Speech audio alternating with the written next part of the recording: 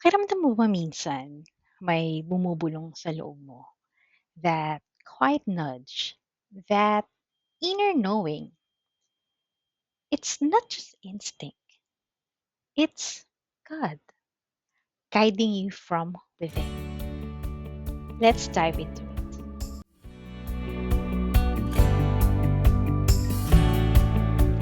Hello, Abundant Pinays. Welcome to the Abundant Pinay podcast, the sacred space where privilege meets purpose, abundance meets alignment, and every Filipina will claim every blessing unapologetically. Today, we are going to talk about something quiet but powerful. Yan. Your gut feeling. Let me ask you this. Kailan ka last nakinig sa instinct mo? Kanina? Kahapon? Last week? That gut feeling is your instinct. It's your inner compass. Yang internal na pakiramdam natin, hindi yan basta-basta. It is sacred.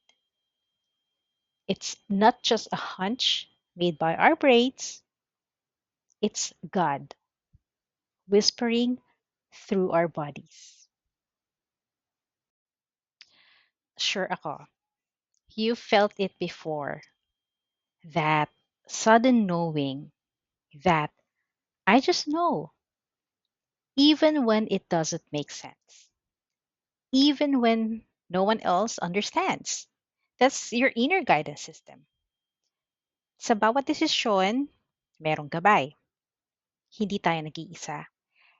And we have to understand that we don't have to understand everything this gut feeling is telling us.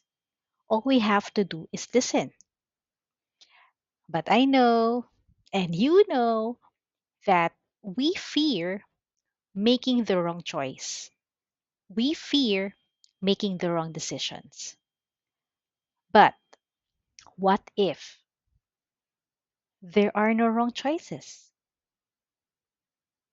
Stop and take that in. What if every path leads to goodness? Because God is good. I believe that there is no wrong decision, especially if you open your heart to guidance. Kahit saan ka mapunta, meron at merong biyaya. Kahit na magkamali ka, may aral sa experience na yon. Kahit masaktan ka, may paghilom, may lessons, may realizations.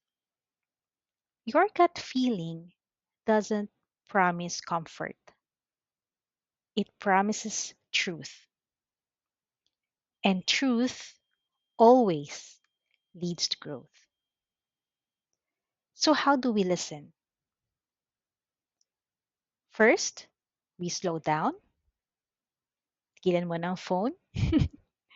Tigilan mo na ang kakapanood. We slow down. We breathe. And then we ask, is this aligned with love? Does this feel expansive or is it constricting? Am I choosing from fear or am I choosing from faith? Minsan, ang sagot ay silence lang. Minsan, ang sagot ay may pagkakilig. Minsan, ang sagot ay tears, luha, hinagpis. Pero laging may sagot. At laging andun si God sa sagot. Abundant Pinays, you are never alone in your decisions. You are never abandoned in your uncertainty. Your gut is not just feeling, it's a frequency. It's God humming through your body, guiding you home. So today, I want you to trust it, honor it, follow it. Because when you do, You're not just trusting yourself, you're trusting the divine, your soul, the God energy within.